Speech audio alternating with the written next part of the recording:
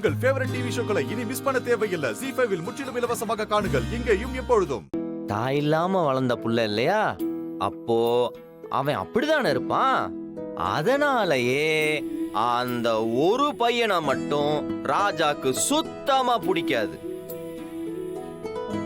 அதே ஊர்ல ஒரு தளபதியோட குடும்பம் இருந்துச்சான். அந்த தளபதிக்கு 3 தங்கச்சிங்க. ஒரு பொண்ணும் கிளி மாதிரி இருக்குங்க. அந்த தளபதியும் ராஜாவும் அந்த பிடிக்காத பையனும் ஒன்னா போருக்கு போனாங்க. அப்படி போன போர்ல அந்த ராஜாவோட பையன் எதிரிகளோட சண்டை போட்டுட்டு இருக்கும்போது ஒரு சிறிய தவறுதல்னால அந்த தளபதிய கொன்னுட்டான். ஊரே அழுதுச்சு. ஒரே பையன் இல்லையா, செத்ததுக்கு அப்புறம் அந்த குடும்பம் என்ன ஆகுமோ ஏதாகுமோன்னு தெரியாம திணறி நின்னுச்சு. பாவம் அந்த இளவரசனும் வேணும்னு செய்யல.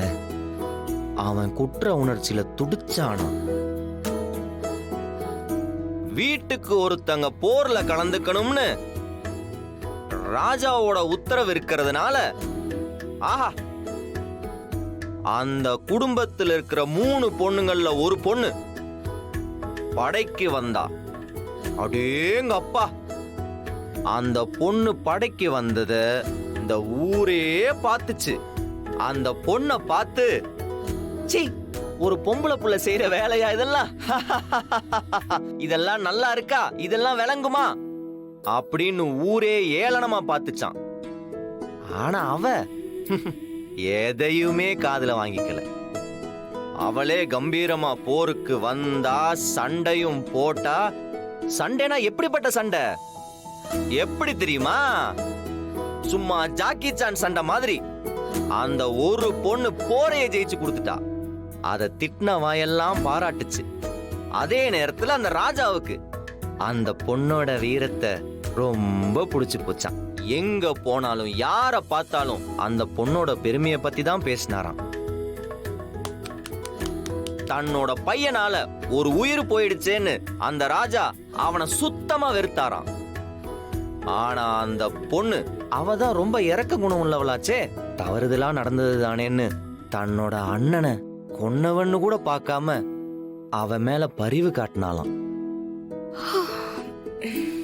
2 பேரும் க்ளோஸ் ஃப்ரெண்ட் ஆயிட்டாங்க. அவங்க 2 பேரும் சேர்ந்து ஒரு ராஜ்யத்தை உருவாக்குனாங்க.